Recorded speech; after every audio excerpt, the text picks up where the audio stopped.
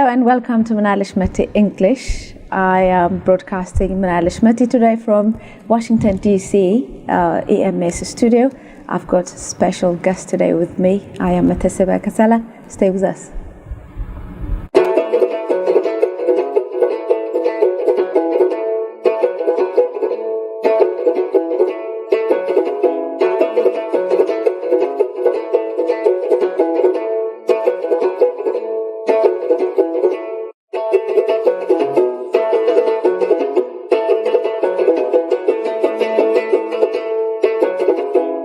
An American photojournalist and a documentary photographer known for covering underreported stories, particularly in Africa and the African diaspora. His work focuses on conflict, displacement, culture, and humanitarian crisis, with long-term reporting in Ethiopia and surrounding regions. His photographs are widely distributed through Getty Images and have appeared in major international media outlets, where his images are often created as Jamal Countess. Beyond photography, he also writes commentary and first-person reporting to add context to the stories behind the images. One of the most notable long-term projects is Tears of Wollega, a documentary and exhibition project that highlights violence, displacement and human sufferings in the Wollega region of Ethiopia. The project combines powerful imagery and advocacy, exhibitions and fundraising efforts to draw global attention to communities affected by the conflict. Through both his visual work and writings, Countess aim to challenge shallow and biased coverage and give voices to people whose stories are often ignored, blending journalism, documentary art, and social engagement. I bring you Jamal Countess to Manalish Mati today. Thank you very much, Jamal, and welcome to Manalish Mati. Thank you for having me. Thank you. So since I came to Washington, D.C., I've been meeting so many people, important people, to Ethiopian community, somehow has got some sort of relationship to Ethiopia or work towards some sort of justice in Ethiopia, and I found you. So I was very impressed with the work they've been doing. Perhaps we can start by asking, when does the relationship with Ethiopia start? I decided to write a book on Christianity from an Eastern perspective in 2012, and so I began to visit Ethiopia in 2013 because I felt like I wanted to use Ethiopia as a home base to study pre-colonial Christianity in Africa and in other parts of Asia. So it starts with Gena celebrations at Lalibela in 2013. Yeah. But why did you choose Ethiopia? Did you think because of has been colonized the country? Do you think you might find original documents, or? It was a little bit of all of that. It was that direct correlation to Acts chapter 8. Right.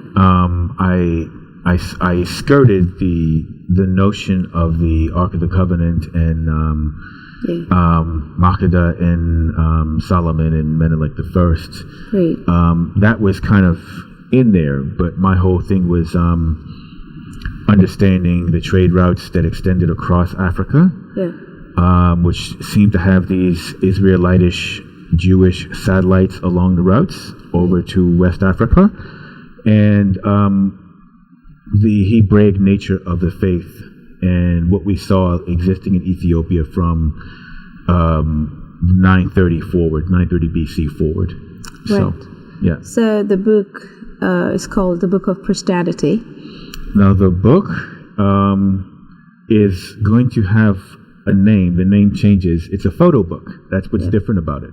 You're a photographer as well. We're very visual people. I mean, human beings are very visual. So I decided way back then, because I was covering the first Barack Obama campaign and a lot of these voting initiatives, and I heard a celebrity, whom I won't name until the book comes out, say that they couldn't believe that 50% of Americans believe in angels.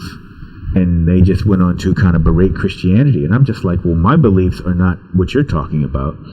And I want people to really understand what Christianity is, especially from the Eastern, the African perspective.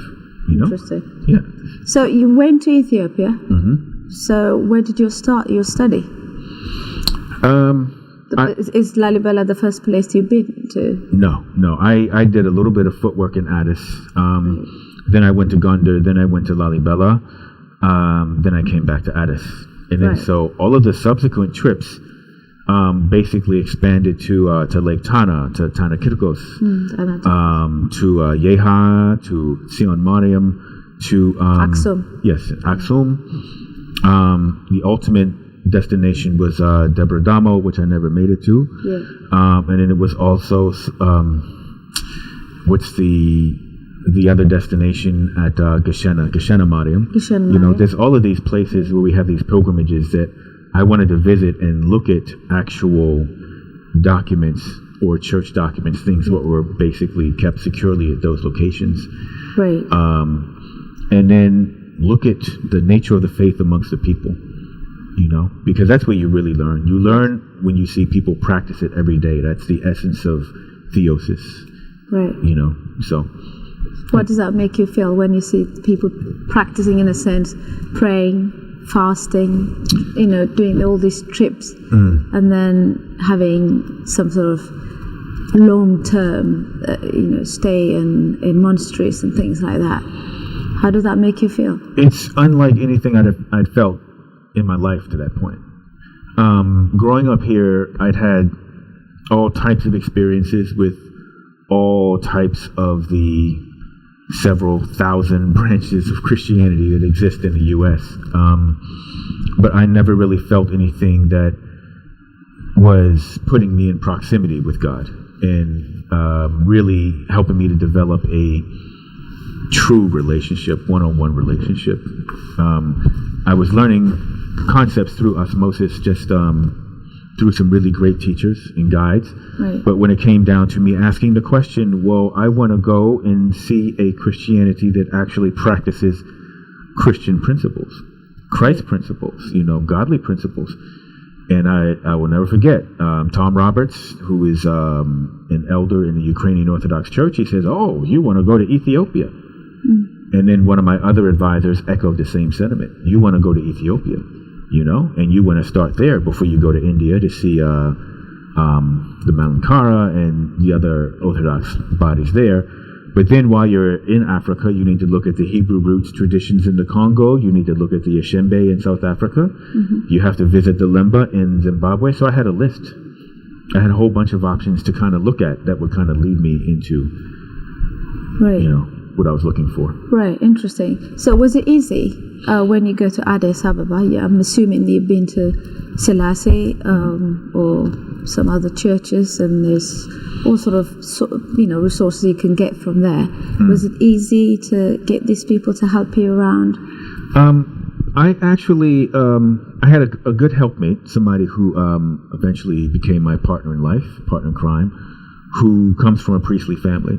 Right. So I had a chance to kind of utilize the resources, the priests at my local church once I moved to Ethiopia, and then also kind of branch out from there. Right. But it was a matter of leaving Addis to find the answers I needed, you know. So you find yourself, you live in Bahardar for a while because you're going to be going to the monasteries. Right. You're going to Lalibela because you need to go to Naktalab. You need to go to Asherton Mariam, and then you need to explore the churches, like not as a tourist, but just as a scholar. Did you make it to Asherton Mariam? Woo! It's a very hard walk. Yeah, Asherton was really inspirational. The trip to Asherton, where I'm sitting here feeling kind of chuffed because I'm like, oh, I'm in my upper 40s and I'm walking up this mountain, and then you see an 80-year-old nun just fly past you. Yes, you know, and then you see the other 80-year-old nuns coming down, clapping and applauding for you, saying, "Come on, go, go, go, go!" I know. And so I was like, "Yeah, there's something extra here."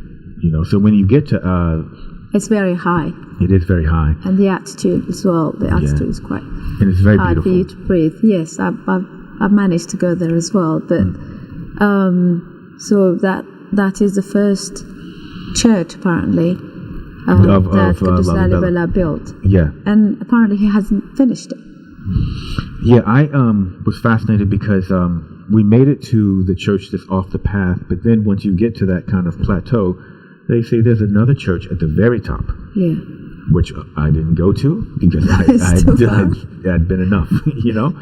But I was really fascinated, and I decided that somebody who really wanted to look at the faith from an Eastern perspective needs to spend years in Ethiopia. Yes. You know. And then with recent trips to Adulis in Eritrea, it just blows the doors off of everything, you know. So there's some amazing things in the Horn that we really need to look at as Christians, as believers, that would really affect the way we see how this whole thing came together. So when you think of Ethiopia, so in those days, in a very, very long time ago, people managed to build these things when they didn't have cars, even shoes, or have the modern, equipment or anything like that. Yeah. And you look at the country now, of course, when, we've got fountains and things and buildings now, but when you compare it to that day, what makes you think? Do you think we're evolved, or is it the other way around? I'm going to be honest. I miss that Ethiopia. That Ethiopia when I was, walking through Piazza 2013, 2014, 2015, walking through the streets, exploring churches just on my own, or with friends, some of my students, because I taught photography. I would just choose to melt into the fabric of society, everyday life, these neighborhoods. And there were things that you saw that you wouldn't see in any museum.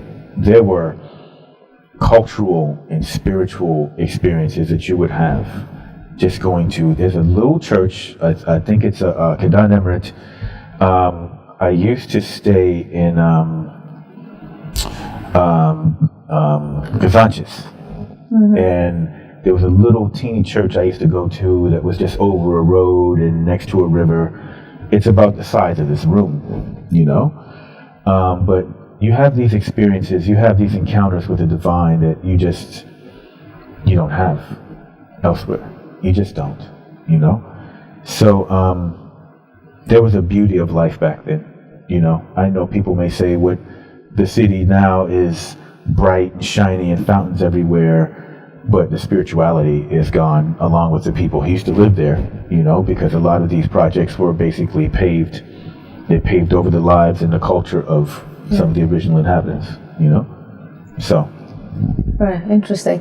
So I noticed that you went to Ethiopia to do this, to research for your book. And then I also noticed that you got yourself baptized and got yourself a wife. Yeah. Tell us more about it.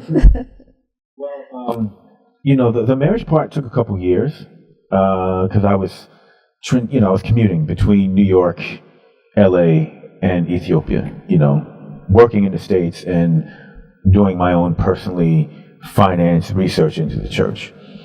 So, I met the woman who would become my wife. She was a history teacher, researcher, and she basically really helped me to develop my knowledge of the church and the history. And it was really, I don't know what else to call it. It was just divine. Yes. Yeah, divine guidance, divine intervention, if that's what you want to call it.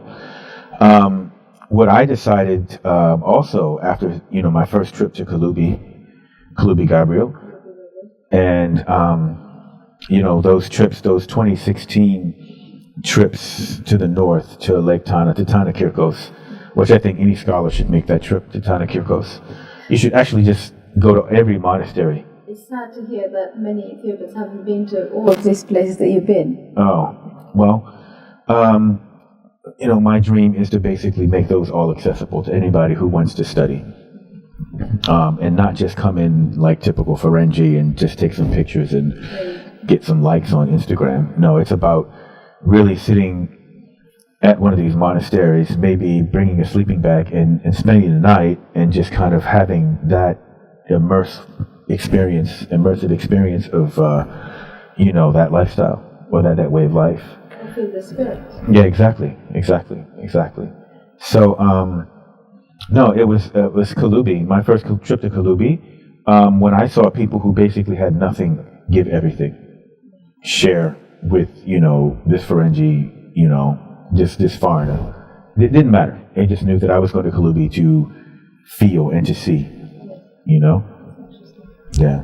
So, after a while, the book somehow, you paused the book and you drifted into completely something else. Yeah, I paused the book because I was actually living a lot of what I was researching, So I was like, I was still photographing. I was still documenting. I was documenting, and I was teaching photography too. And one of the things that I really emphasize is sleeping with a camera next to your bed, right? So you wake up with a camera in hand. You wake up, you pray, whatever, and you go throughout the day. And so even if it's just a phone, you document what you see. You kind of write your diary with photos, and so, yeah, that's just the way I live. So I'm living the book, then things change, and the social fabric starts to really reveal the signs of stress, and then we have war. Yes, the war began. Yeah. So by that time, I had emigrated back to the U.S. I was just coming back to Addis to do assignments. I actually did an assignment for a German magazine in Arbermensch, following this German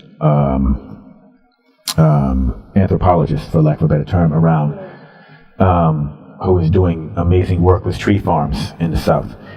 But I was coming back and forth, and then the war starts, and I start to see the types of reports in media that were coming out about the country. And I was like, none of this makes sense. Especially in the West. Yeah, it was horrific. It was horrific. And so it got bad when there were people who, I was starting to cover Capitol Hill at the time, and there were people who were falling for it. People that I trusted and respected who were believing everything they were hearing coming from these information sources in Ethiopia and just repeating stuff that I knew wasn't true. So, yeah. So you started reporting, somehow writing about it. You just suddenly started doing your journalist work in terms of the war, and you've been to many IDP centers, and you've managed to take pictures of displaced people in the war. Where have you been? The places that you visited. Chakni, which is where the IDPs who were coming out of the Benishangul Gums area, with Matako, where they were stationed or just seeking shelter. Multiple sites throughout the Amhara region. Yes, you've been to hike. Yes, I've been to the two camps that hiked, the camp for those Tigrayans who were coming out of Tigray, who were searching for food, and also those survivors from Wollega, yes, who had come in to hike, some of whom had walked from that region, 2.5 weeks to get there. I'd been to multiple sites in Mekelle. I'd been to multiple... You managed to go to Mekelle? Yeah, I did. When Mekelle was briefly occupied by the EMDF, my editor, he and I, we had a talk. He's like, well, you've got to go. And I was like, yeah, I do have to go because we have to show both sides. We have to show everything. So I managed to get into Mekelle, connect with the interim government there, and make my way around to 3, maybe 4 IDP camps. Right. So it's a good job that many of us can only be in certain places. We can go to Mekelle at the time of the war. So you've seen all of it. You've been to Afar as well, I think. Yes, Afar as well. Exactly. So what's the difference between any of these IDPs? They're all Ethiopians, are apparently victims of war. So is there any relationship with the way they were, living their lives? The IDPs in the Amhara region and the Afar region received little to no government assistance. It was sporadic. I remember when I was working in Zanzalima in Bahar Dar. Yeah, they were complaining that they would get donations from the diaspora. They would get donations from individuals who would come in and give them truckloads of stuff, and that stuff was disappearing. It would be locked in a warehouse, and they go to the warehouse and it's gone a couple of days later. In Afar, it was the Islamic Relief Fund, which I encountered on one trip, and I think they said that USAID had been there before I got there, but I just saw basically the Afaris and the Islamic Relief Fund taking care of what was happening in Afar. In Amhara, I saw the church, the Orthodox Church, some Protestant churches, and private donors taking care of what was happening with these IDPs in those areas. I was never there when the government help was there or had come there, but they said that there was some government help coming in, but I just never saw it. But it was minimal. In Tigray, I saw World Food Program, USAID, Red Cross, and REST. Just, at a minimum in like all of those camps that I went to.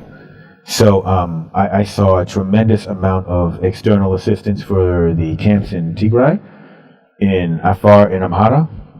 Just not the same thing. So. That's interesting. How was the people surviving in those places, in Amhara and Afar? Were they really starving? I've also been to some of these places, and the people, the children, it was disgraceful. It was really hard to even see, let alone to live in that life. Yeah. How was they? I just needed your view because, they think every time we report it, they think we might be taking sides, or we might be exaggerating, but I'd like to hear your view on it. No, I remember specifically when I was in Wag Hamra and I went to one of the camps, and there was a child basically defecating next to the sleeping or the cooking quarters area, basically trying to wipe himself with a twig. No toilet paper, just a twig. And there's a pot of shiro being prepared about 7 feet away, And so I'm watching people really suffer. And it's hot, It was really hot. And that was one of the camps that I went to in WAG, one of the 3 camps that I went to. And went to what? Wag Hamra. Yeah. That's further from Lalibela. Yeah. Do you manage to see those people? Because there were thousands of them in one huge camp. When I went there was 17,000 people in it. Yeah. Well, I went to, and I can look at my notes, I went to 3 different camps. Great. And the conditions were pretty bad. Yeah. Pretty bad. There's a couple of the photos, I didn't include them in what I gave you, but I have I could do a book on Wag Hamra, those IDPs. In Afar, people pitched in to take care of their own. So the Afaris struggled to take care of the Afaris, and they really looked out for each other. I would say Afar, in spite of the conditions of it being hotter, was better off than what I saw in the Amhara region. When I was in Tigray, the camp director at the first site I went to, he was proud to show me the system. He's like, "Oh, people, they come in, every couple of weeks, they get a blue stamp, they have a little book, they have their name written, they get this much oil, this much grain, and this much, something else." Yeah, super organized. And it was like a machine. People were in and out, just like within the course of like the time it opened. Several hundred people get processed and out the door. And I was just like, well, where'd everybody go? It's like, oh, they're going home, So, completely different. Things obviously now the opposite in Tigray. They're really starving at the moment. But then, you as a human being, and as a human rights activist, and as a journalist, and as Christians, seeing all those sufferings in the country, and then looking at the way the government's dealing with all the money they get, and building all these fountains and things. I know this has happened during the war, but even now, majority of Ethiopian people are starving at the moment. And then they're building new buildings, fountains, all these beauty things in the country. We're inviting in social media influencers. Exactly, and then pay millions of money for that. And it's not free. So how do you see that? I've got a couple of different views on it. It's classic Banana Republic kind of behavior. At the end of the day, and I remember specifically, I had one of the best conversations I've had during this entire conflict when I went to the IDP camp, actually one of the best, where the Tagaru were housed, and about 600 Tigrayans who had left because they said the TPLF was forcing them to pay for aid, to pay for food. So they basically came down to this camp and hike, and I was talking to a guy, and we were just talking politics. And I'm sorry I didn't keep in touch with him because he just made so much sense. He's just like, this is basically all, I can't curse, but it's basically all BS, You basically have neighbors who are being forced to fight each other because of, the ideas of Roman Petrosca and all of these Europeans, from years before. And we are killing each other. And then the agents of Proshka, who are occupying the government now, are basically watching the Northerners kill each other, and fight amongst each other and fight over, contested lands and whatever. And it's deeply frustrating.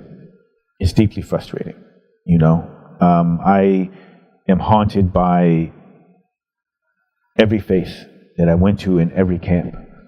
Because everybody didn't have a home to go back to. Or if they had a home to go back to, there was not much left of it, especially in Afar, especially in Wollega, The kids who had come in from Wag Hemra who were at the camp in Emabet were young people who, you could see it in their faces, they were deeply traumatized. Deeply traumatized. And actually there's one of those photos that you can see in the slideshow is from that camp in Emabet, where the young boy is just kind of staring at the ground with the elder standing next to him. Just that one, the one before. But I feel different ways because we don't really do well with certain concepts of mental health, right? Yeah, so you don't talk about psychology. That's the one thing. It's just like I asked numerous questions, especially in the Amhara region. Where are our psychologists? Where are the people who are going to help us with trauma? And I spoke to people in the diaspora. I was like, we need people who specialize in trauma and trauma healing here on the ground. Because when you're dealing with people who have watched their loved ones die, or as in the case of the Chena Tekla Hamaynat massacre, when you're looking at people who were celebrating Tekla Hamaynat and the tablets in front of them, and then they're getting machine gunned in the back by the TPLF. What does that do to a person's psyche? You have all of this trauma that people have endured, like the people who came from Chagny, from Metikal, the charges of cannibalism, and then the things that people saw and witnessed. I mean, how do you have to heal that?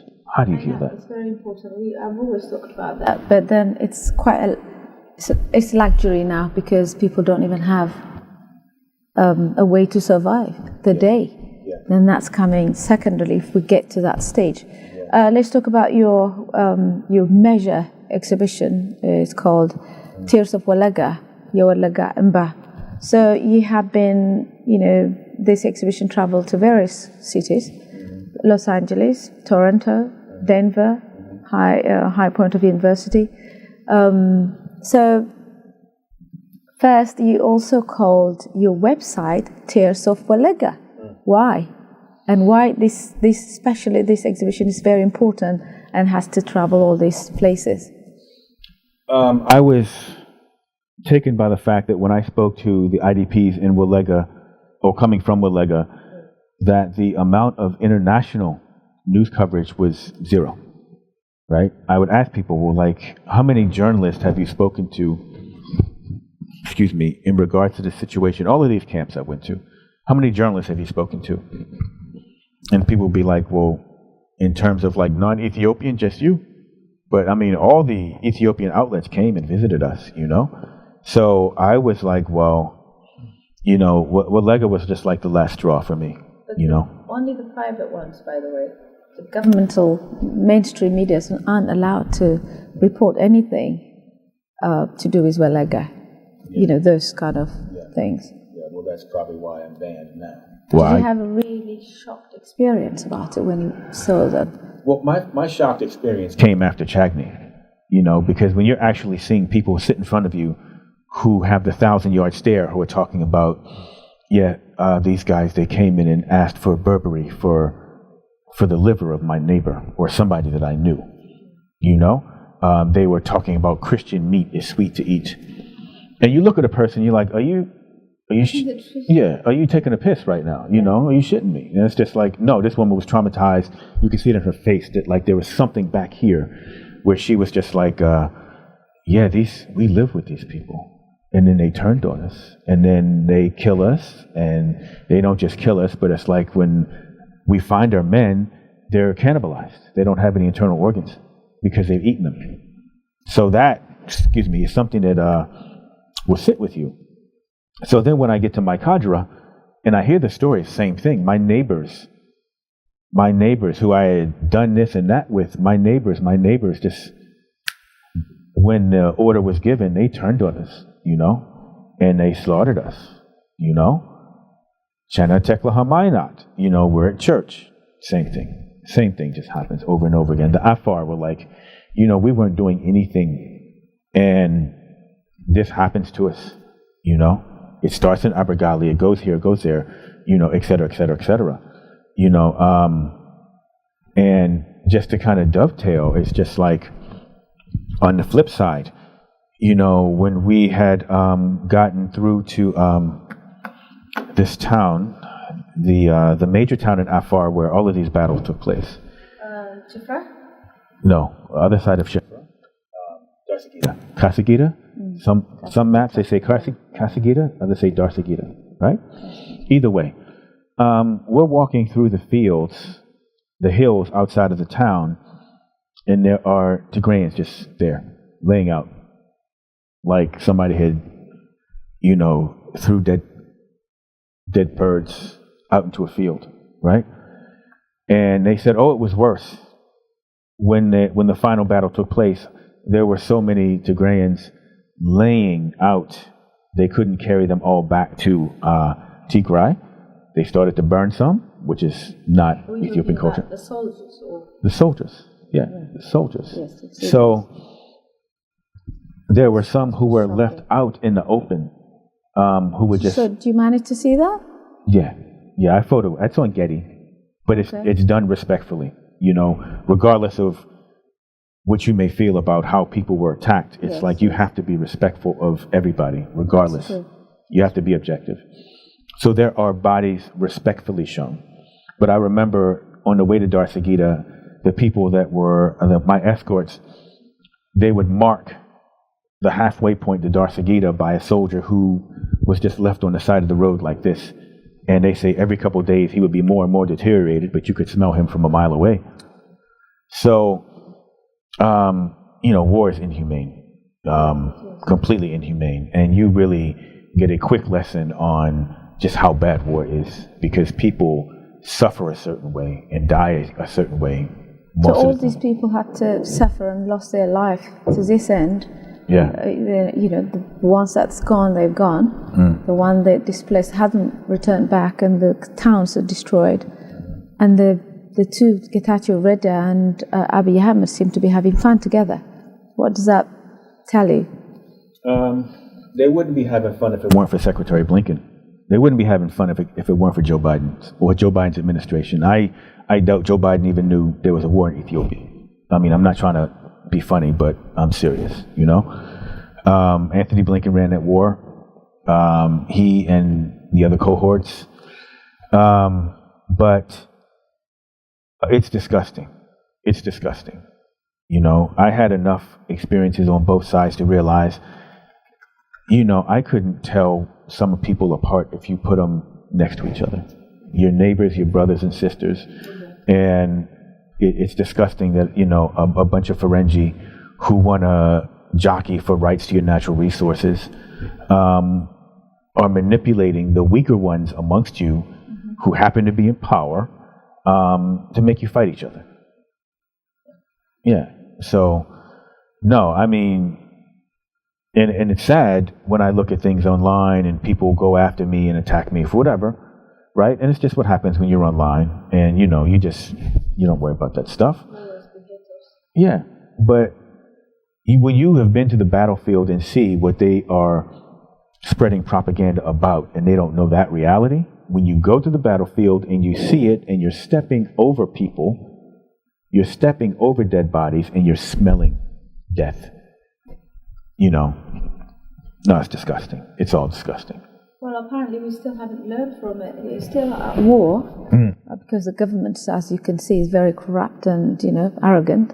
So the war hasn't ended. In fact, there's more and more wars every day. Yeah. How do you think we can come out of this?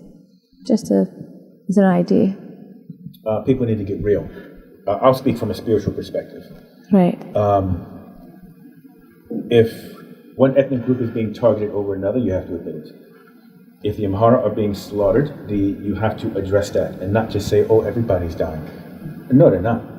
It's the Amhara. Period. And you have to deal with that, regardless of what your ethnicity is. Matthew 25 talks about the sheep and the goats.